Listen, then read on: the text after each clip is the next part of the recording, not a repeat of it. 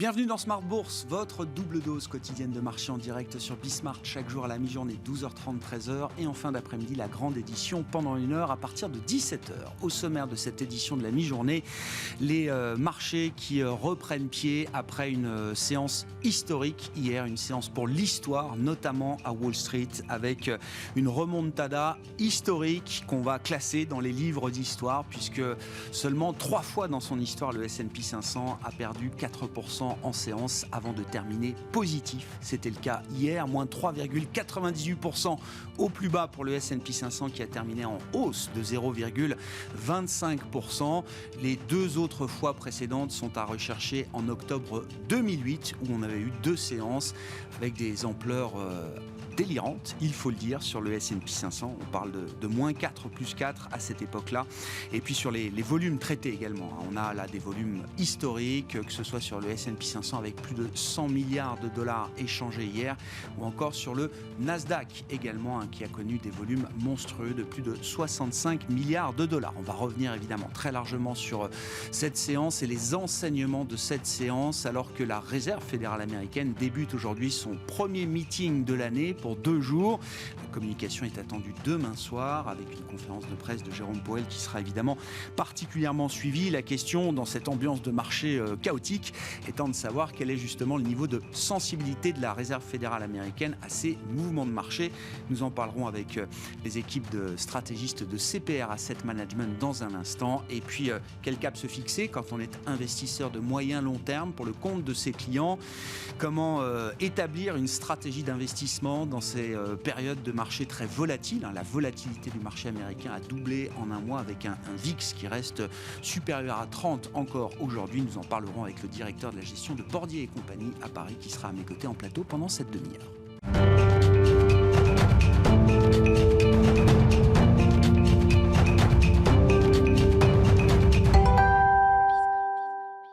Et c'est une séance de rebond donc après la violente chute d'hier, un rebond qui s'est déjà joué hier soir à New York et qui se joue en partie aujourd'hui sur les indices européens. Les infos clés du jour à mi-séance avec Alix Nguyen. Après le coup de bambou d'hier, le CAC reverdit à l'instar de la plupart des places européennes. Pour rappel, l'indice parisien connaissait sa plus forte baisse depuis fin novembre. Aujourd'hui, l'heure est à l'apaisement grâce notamment à l'impressionnant revirement en clôture des grands indices américains. Wall Street où le S&P 500 et le Nasdaq sont parvenus à terminer en hausse après des baisses respectives de 4 et 5% en séance. L'indice VIX de volatilité sous-jacente du S&P 500 a terminé juste en dessous des 30 points. Cependant, les tensions entre Moscou et Kiev inquiètent toujours. 8500 soldats américains ont été placés en état d'alerte élevé en vue d'un éventuel déploiement pour renforcer l'OTAN en Europe de l'Est, alors que les troupes russes sont concentrées à la frontière avec l'Ukraine. Et puis, comme autre facteur préoccupant, on retrouve la réunion de 2 jours du comité de politique monétaire de la Fed. Elle démarre aujourd'hui. 2 jours de débat au sortir desquels l'institution devrait préciser ses intentions en matière de hausse des taux et de réduction de son bilan. Sur le plan macroéconomique, il est une hausse inattendue, celle de l'indice IFO du climat des affaires en Allemagne. Ce dernier a progressé à 95,7 en janvier contre 94,8 en décembre. S'agissant des valeurs aujourd'hui, plus forte hausse du SRD, Interparfums avance de plus de 6%. Le groupe a fait état d'une hausse de 52,7% de son chiffre d'affaires annuel et confirmé viser une marge opérationnelle de 15% en 2022 contre 17% attendu pour 2021. Rémy Cointreau recule après avoir dégagé une croissance organique de 21% de son chiffre d'affaires au 3e trimestre. Le groupe de spiritueux a confirmé ses objectifs pour son exercice décalé 2021-2022. Ericsson bondit à Stockholm après des trimestriels supérieurs aux attentes du fait du déploiement des réseaux 5G. Logitech est aussi en nette progression grâce à des prévisions relevées.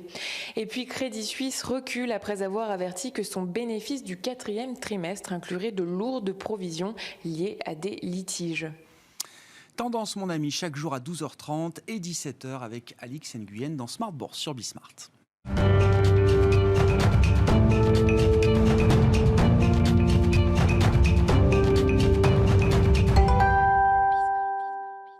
Analyse et enseignement de la séance d'hier sur les marchés américains notamment, c'est le sujet du jour pour les invités de Smart Bourse, à commencer par Bastien Dreux qui est avec nous par téléphone, le responsable de la macro-stratégie thématique de CPR Asset Management. Bonjour Bastien, bienvenue. Bonjour. Merci beaucoup d'être avec nous. Oui, je le disais, une séance pour l'histoire, hein. On a rarement vu une telle remontada des indices majeurs américains, perdant jusqu'à 4% et plus, même pour le Nasdaq, pour terminer finalement positif. Pour le S&P 500, ça n'est arrivé que 3 fois dans l'histoire, hein, hier et 2 fois en octobre 2008, et puis surtout des volumes très très conséquents traités sur les marchés, que ce soit sur le S&P 500 ou sur le Nasdaq américain. Que nous apprend cette séance d'hier, Bastien? Ce qui nous amènera évidemment à évoquer le sujet de la Fed, mais sur l'analyse de marché, là, qu'est-ce que vous retenez des dernières heures et de ces mouvements impressionnants? Alors, on a une configuration de marché qui est assez difficile depuis le début de l'année, avec deux grosses sources d'incertitude. Évidemment, la Fed, faut pas se mentir. Ce qui a déclenché cette phase baissière de marché, c'est la publication des minutes de la Fed le 5 janvier. Hein. C'est depuis le 5 janvier que les marchés actions sont dans une phase baissière. C'était des minutes où la réduction du bilan de la Fed était évoquée. Le deuxième élément, la deuxième grosse source d'incertitude, c'est le risque géopolitique. On avait sur les dernières semaines des négociations entre la Russie et les États-Unis, qui n'étaient que des négociations diplomatiques. Les choses ont commencé à devenir plus concrètes hier, avec des évacuations de diplomates, le possible envoi de troupes américaines en Europe de l'Est, des déplacements de navires de guerre, et ça permet d'expliquer la phase de baisse d'hier. Mais comme vous l'avez dit, il y a aussi eu un très fort rebond pendant la séance d'hier, avec donc des marchés américains qui ont fini positifs, ce qui peut faire penser qu'il y a peut-être une phase maintenant dans une capitulation de marché, qu'on serait peut-être proche de points d'entrée. Après tout, on a un Nasdaq qui a perdu 12,5% depuis ses plus hauts, et puis on a un S&P qui a perdu 8% depuis ses plus hauts.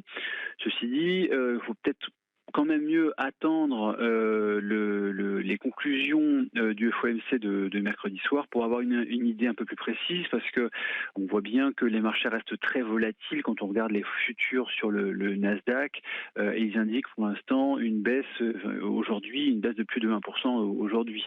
Donc un contexte qui reste assez volatile et qui attend en fait un exercice de clarification de la part de la Fed. Justement, Bastien, alors, qu'est-ce que vous attendez comme point d'éclaircissement, comme point à éclaircir de la part de Jérôme Powell demain soir? Mais d'abord, est-ce que les mouvements et la situation de marché qu'on décrit avec vous, est-ce qu'elle est de nature à faire reculer la Fed, ou en tout cas à la faire réfléchir dans le durcissement de son discours et peut-être demain de ses actes?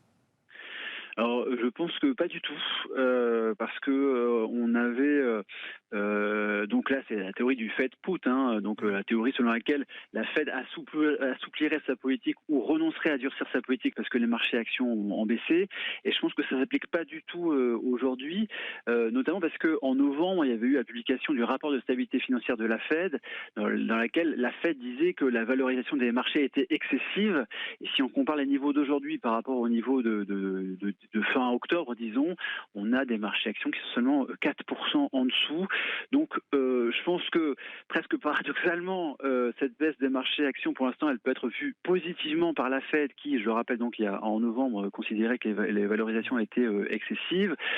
Ceci dit, ils savent bien que c'est pas du tout dans leur intérêt de faire, de causer une forte baisse des marchés actions, parce que ça pourrait causer des effets richesse négatifs, et puis ça pourrait jouer sur l'économie américaine si il y avait un impact trop fort sur les marchés actions. Donc c'est pas non plus dans leur intérêt de précipiter une baisse des marchés d'actions. Mais pour l'instant, je pense que la Fed n'est pas du tout inquiète des mouvements de marché qu'il y a pu y avoir ce mois-ci. Alors, ça veut dire, Bastien, tactiquement et pour une question de crédibilité même, la Fed a tout intérêt à rester relativement ferme dans son discours, après tout ce qui a déjà été dit, tout ce qui a déjà été écrit depuis la publication des minutes en début d'année. Oui, oui, il y a toutes les raisons de rester ferme. Je pense que il me paraît assez clair qu'il y a eu un mouvement charnière dans la politique de la Fed sur les derniers mois. C'est notamment la reconduction de Jérôme Powell à la tête de la Fed et puis la nomination de Lael Brainard au poste de vice-président de la Fed, de vice-présidente de la Fed. Et on a bien senti à ce moment-là qu'il y avait un vrai changement de mode de communication, qu'il y avait une sorte d'autorisation finalement de l'administration Biden qui était donnée à Powell et Brainard pour une sorte d'autorisation à normaliser la politique monétaire, même si ça pouvait occasionner des mouvements de marché. Et le petit épisode de la nuit, le petit épisode rigolo de la nuit, c'était que Biden, il y a un journaliste de Fox News qui lui a posé une question sur le fait que est-ce que l'inflation serait un problème pour lui pour les midterms, et il pensait que le micro était coupé. Il a répondu fucking son of the beach, en parlant du journaliste. Tout ça pour indiquer que évidemment aujourd'hui l'un des plus gros problèmes pour l'administration Biden, c'est l'inflation, et il y a clairement l'autorisation qui est donnée à Powell et Brainard pour normaliser cette politique monétaire. Donc maintenant, je pense qu'il faut quand même aussi rappeler le cadre. Le cadre, c'est la Fed, elle a un mandat dual qui est le plein emploi et la stabilité des prix. Si on regarde la stabilité des prix, on a une inflation qui est à 7% aujourd'hui, donc le plus haut depuis 40 ans, et puis surtout depuis que la Fed a commencé sa stratégie d'inflation targeting. Quand on regarde le plein emploi, on a un chômage de 3,9%. Donc la Fed, elle est quand même très en retard sur les deux parties de son mandat, et elle doit resserrer sa politique monétaire. On peut quand même rappeler que pendant quelques semaines encore, la Fed, elle est encore en train d'assouplir sa politique monétaire en achetant des actifs, alors même qu'elle est très en retard sur ces deux mandats. Donc c'est pour ça que je pense que la Fed ne va pas trembler, elle va continuer à aller vers sa normalisation de politique monétaire. Maintenant, pour terminer, elle a un travail de clarification à faire, de peut-être préciser un peu les choses sur le rythme de hausse de taux, parce que on a pu voir notamment les scénarios des banques d'investissement qui ont radicalement changé. Il y a un mois ou deux, les principales banques d'investissement indiquaient peut-être 2 hausses de taux de la Fed en 2022. Là maintenant, il y en a qui indiquent 6, 7, 8 hausses de taux en 2022. Et peut-être que la Fed peut clarifier les choses à ce niveau-là et peut-être écarter des scénarios de durcissement qui seraient trop rapides. C'est intéressant parce qu'effectivement, en quelques mois, on a vu alors le consensus de Wall Street qui nous disait que la Fed ne délivrerait pas tout ce qu'elle promettait, à un scénario où on se met à imaginer que la Fed va délivrer beaucoup plus que ce qu'elle promet, en tout cas que ce qu'un scénario médian établi aujourd'hui, Bastien. C'est notamment ce qui s'est passé sur le marché obligataire la semaine dernière, où alors il y avait quasiment aucune publication économique la semaine dernière, il y avait quasiment aucun discours de la Fed parce qu'on commençait à s'approcher du FOMC, et on avait un taux 10 ans américain qui était allé taper 1,89 pendant la semaine, alors même qu'il ne s'était rien passé d'un point de vue fondamental. C'était uniquement parce que justement ce consensus de marché, il était en train d'intégrer tout ce qui s'était passé sur les semaines précédentes, et il s'était mis à faire l'hypothèse que le durcissement de la Fed pouvait être très violent sur l'année 2022. C'est ça qui s'était passé notamment la semaine dernière.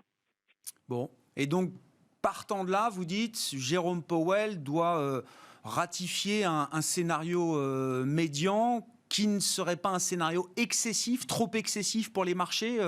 Bastien, si la Fed délivre, alors ce qu'on comprend de sa stratégie médiane, si on agrège un peu tous les discours des membres importants du FOMC, on voit bien peut-être 3-4 hausses de taux cette année, et puis surtout la mise en place d'une réduction du bilan dans une certaine mesure, peut-être dans les prochains mois ou les prochains trimestres. Ça, le marché est capable de l'encaisser aujourd'hui, Bastien ?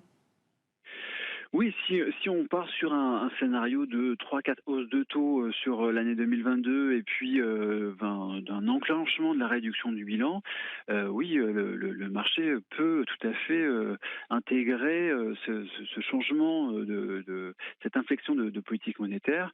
On peut quand même rappeler que sur les cycles de resserrement précédents, les marchés actions avaient quand même progressé malgré tout sur l'ensemble du cycle de resserrement monétaire.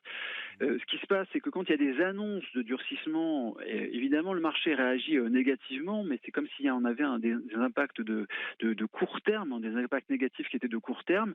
Et puis sur le temps plus long, on a quand même malgré tout une évolution positive des marchés.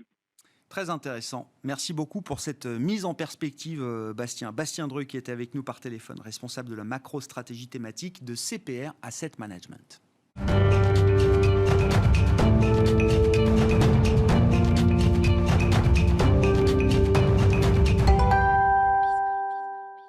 Et on poursuit cette discussion de marché avec Patrick Guérin, le directeur de la gestion de Bordier et compagnie à Paris, qui est à mes côtés en plateau. Bonjour Patrick. Bonjour Grégoire. Merci beaucoup d'être là.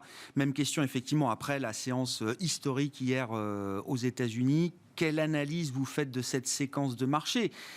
Et d'ailleurs, une séquence de correction pour les parties les plus spéculatives du marché qui n'a pas commencé hier, qui a commencé il y a déjà quelques semaines, voire quelques mois. Comment vous analysez effectivement, alors moi ce qui me marque le plus c'est la vitesse à laquelle le marché peut digérer des nouvelles et passer d'un état à l'autre. C'est vrai que cette évolution elle est particulièrement spectaculaire et on a été nous aussi très surpris de voir à quel point les marchés ont été capables de retracer très rapidement les hausses qu'on a pu constater en fin d'année dernière. Et l'interlocuteur précédent le disait à juste titre, le déclencheur a été l'annonce par Jérôme Powell d'une évolution dans la politique monétaire. Elle était un peu attendue, mais elle a quand même néanmoins surpris parce que les marchés ont très peur de l'incertitude.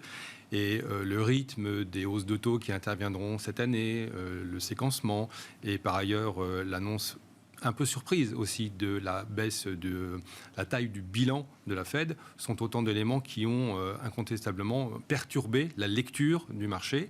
Et la conclusion opérationnelle de ça, ça a été un effritement, le mot est faible, de celle des valeurs qui avaient le plus profité de la hausse, les valeurs de croissance spéculative, vous le disiez à juste titre, notamment parmi celles-ci, celles qui ne sont pas ou peu rentables.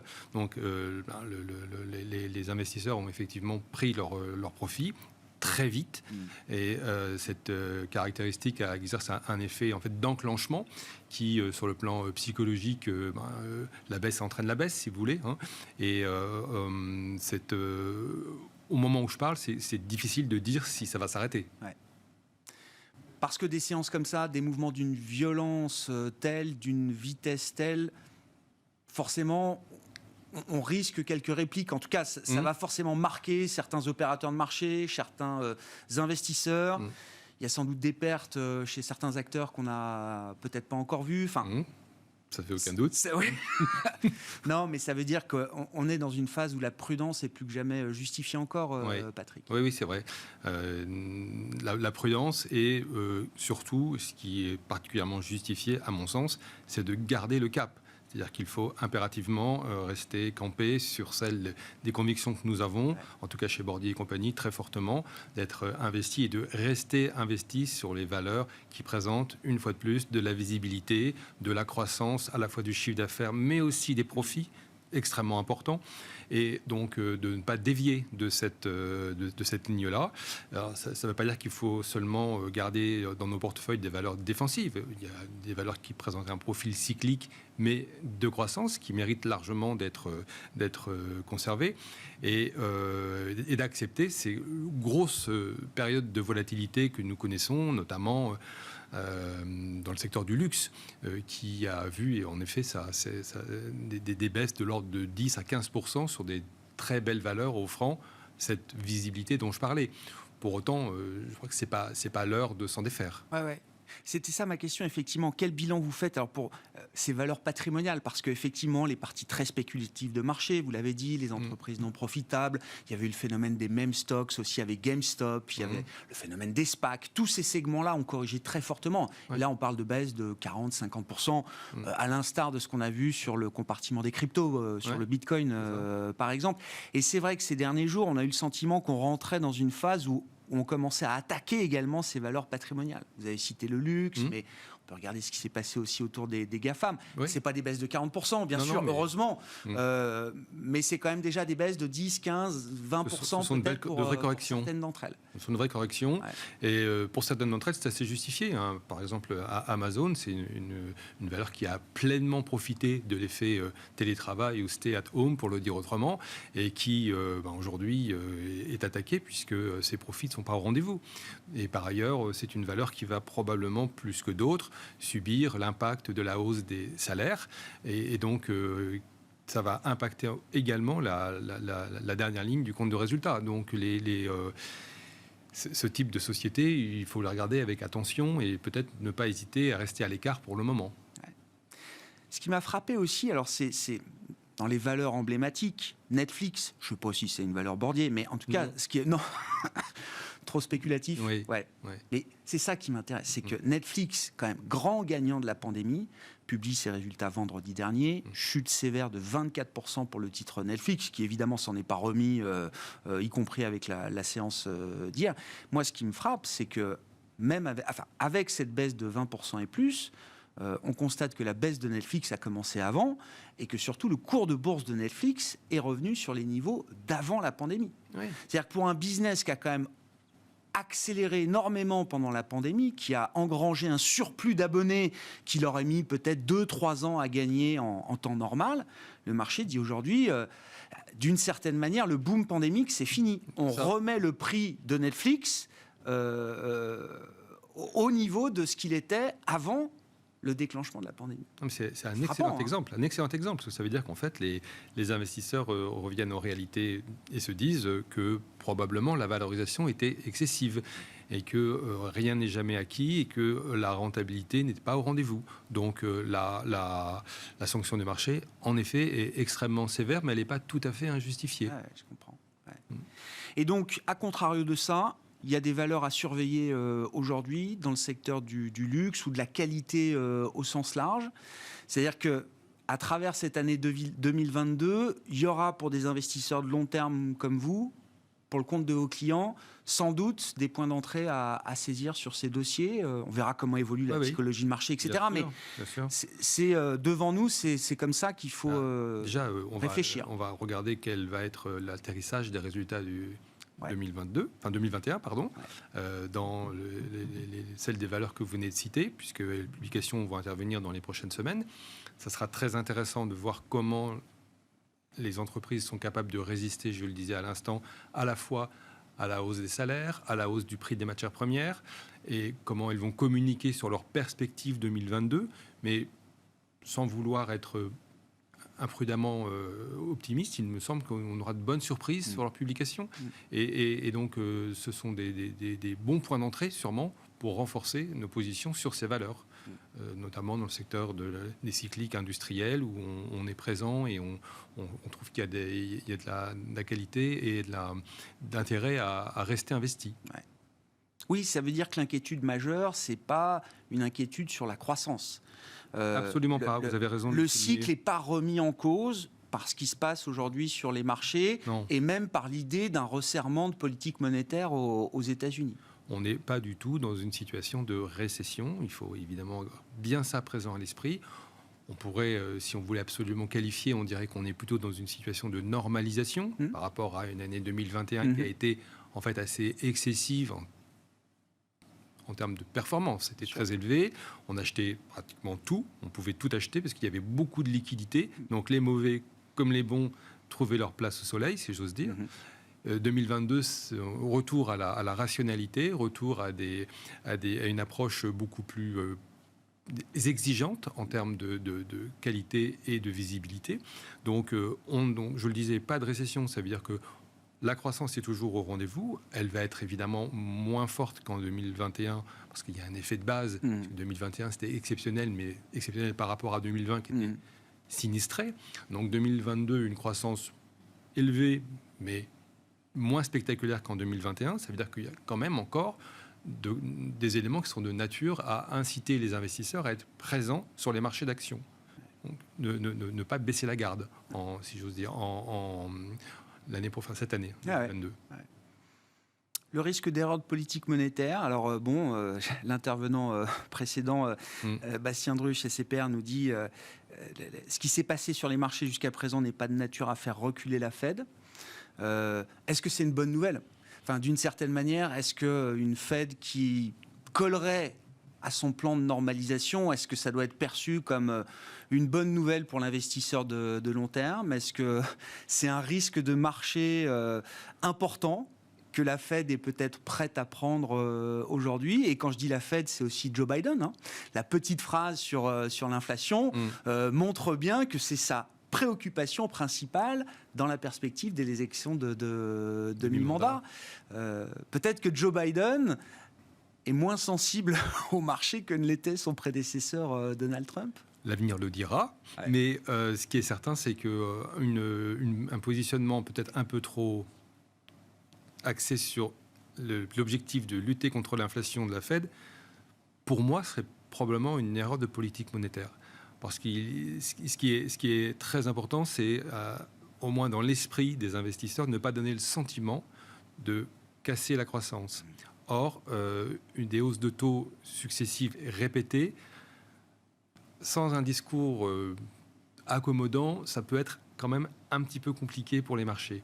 Donc, je ne suis pas dans l'esprit ni à la place de monsieur Powell, mais je l'incite à peut-être intervenir avec modération et en tenant compte en fait des attentes très fortes, sans doute excessives, mais très fortes des marchés sur